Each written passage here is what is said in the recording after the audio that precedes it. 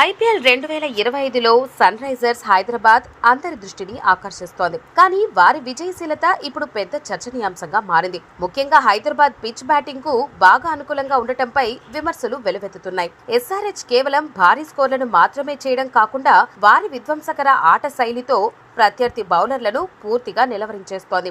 SRH దాడితో cricket సమతుల్యత కోల్పోతోందా, బౌలర్లకు ఎక్కడైనా అవకాశముందా అనే ప్రశ్నలు వెలువెత్తుతున్నాయి.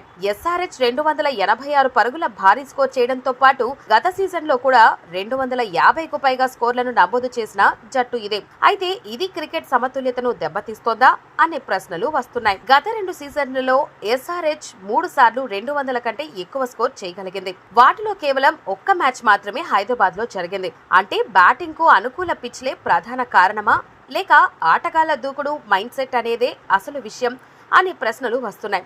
కానీ తాజాగా జరిగిన ఢిల్లీ మరియు గుజరాత్ మ్యాచ్లు చూస్తుంటే కేవలం అది పిచ్ ప్రభావమే అని తెలుస్తోంది.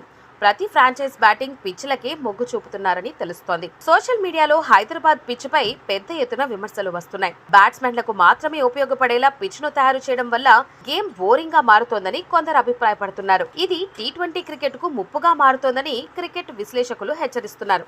తాజాగా దీనిపై కగిసో రబాడా మాట్లాడుతూ హై స్కోరింగ్ గేమ్స్ వల్ల రికార్డులు బ్రేక్ అవ్వడం బాగుంటుందని, కానీ లో స్కోరింగ్ మ్యాచ్లు కూడా క్రికెట్ కు ఎంతో అవసరమని దక్షిణాఫ్రికా స్టార్ పేసర్ కాగిసో రబాడా అభిప్రాయపడ్డాడు. బ్యాట్, బాలుకు మధ్య సమతుల్యత తప్పనిసరి. ఆటలోని అందం మిస్ అవ్వకుండా చూడాలి. ప్రతిసారి హై స్కోర్లు లేదా ప్రతిసారి లో స్కోర్లు మ్యాచ్లు కాకుండా బ్యాట్ మరియు బంతి మధ్య పోటీ ఉండాలి అని రబాడా అన్నాడు. లో స్కోరింగ్ మ్యాచ్ల్లో బ్యాటర్ వర్సెస్ బౌలర్ మధ్య జరిగే పోటీనే నిజమైన క్రికెట్ ఆసక్తిని పెంచుతుంది. కానీ ఇప్పుడు కేవలం బ్యాట్స్మెన్ డామినేషన్ మాత్రమే కనిపిస్తోంది.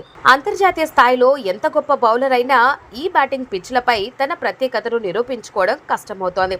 ఇలా జరిగితే బౌలర్ల కెరీర్ కు పెద్ద దెబ్బ అని చెప్పాలి. భవిష్యత్తులో టీ20 ఫార్మాట్ పూర్తిగా టీ10 లా మారిపోతుంది. ఈ వేగం కొనసాగితే చివరికి క్రికెట్ పూర్తిగా నాశనం అవుతుంది. ఇదే తరహా పిచ్లు కొనసాగితే క్రికెట్ భవిష్యత్ ఏంటి?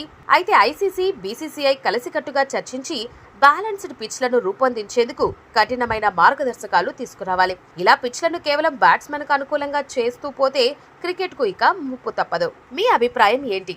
ఈ హై స్కోరింగ్ పిచ్లు మీకు మజా ఇస్తున్నాయా లేక బోర్ కొడుతున్నాయా? కామెంట్స్ ద్వారా మీ అభిప్రాయాన్ని తెలియజేయండి.